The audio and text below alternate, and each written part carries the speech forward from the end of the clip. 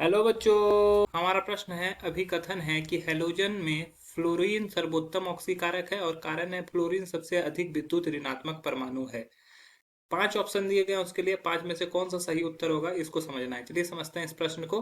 अगर बात की जाए इस प्रश्न की मुख्य अवधारणा की, तो मुख्य अवधारणा में हमें हैलोजन के बारे में समझना होगा। हैलोजन्स हैलोजन्स किसको बोलते हैं? हैलोजन्स समूह समूह 17 को बोला जाता है। समूह 17, जिसमें कौन कौन से तत्व होते हैं? Fluorine, chlorine, bromine, iodine. ठीक है, ये मेनली इसको जाना जाता है। अब बोल रहा है कि हैलोजन की फ्लोरीन सर्वोत्तम ऑक्सीकारक होता है। अब ऑक्सीकारक समझते हैं। ऑक्सीकारक किसको बोलते हैं? ऑक्सीकारक उसको बोलते हैं जो खुद अवचयित हो। खुद क्या हो? अपचयित हो।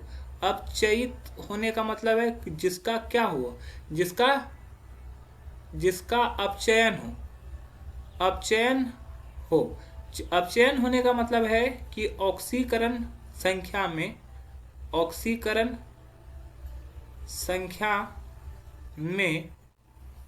कमी।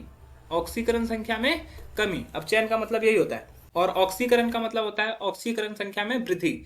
तो अगर मान लो कि यहाँ पर सपोज कर लो कि H2 प्लस F2 है, तो क्या होगा? ये 2HF बन रहा है। ठीक है, एक उदाहरण के तौर पे हाइड्रोजन का ऑक्सीकरण संख्या है 0 और फ्लोरीन का भी 0। लेकिन यहाँ पर देखो, फ्लोरीन का -1 होगा, हाइड्रोजन का +1 होगा, तो हाइड्रोजन का ऑक्सीकरण संख्या क्या हो रहा है? बढ़ रहा है। तो हाइड्रोजन का क्या हो रहा है? ऑक्सीकरण हो रहा है। जबकि फ्लोरीन का ऑक्सीकरण संख्या क्या हो रहा है? घट रहा है। +1, 0 से -1 चला गया, तो यहाँ पे अवकरण हुआ। तो जिसका अवकरण होता है वो अच्छा ऑक्सीकारक होता है।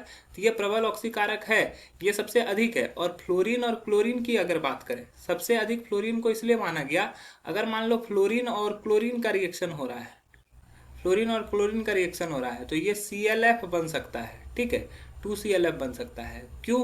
क्योंकि फ्लोरीन क्या होता है? सबसे अधिक विद्युत ऋणात्मक होता है। फ्लोरीन पूरे पीरियोडिक टेबल में सबसे अधिक विद्युत ऋणात्मक है। सबसे अधिक विद्युत ऋणात्मक है। विद्युत ऋणात्मक तत्व है। तत्व है। अतः यह प्रबल ऑक्सीकारक की भांति कार्य करेगा। भांति कार्य करेगा। तो पहला स्टेटमेंट जो दिया हुआ है ये बिल्कुल सही है, और दूसरा स्टेटमेंट जो है फ्लोरीन सबसे अधिक विद्युत ऋणात्मक परमाणु है, ये भी सही है। और हमारा जो कारण है वो अभी कथन की व्याख्या भी कर रहा है, तो ऑप्शन ए सही हो जाएगा, अन्य ऑप्शन गलत हो जाएंगे। आशा है यह प्रश्न आपको समझ में आया होगा। धन्यवाद।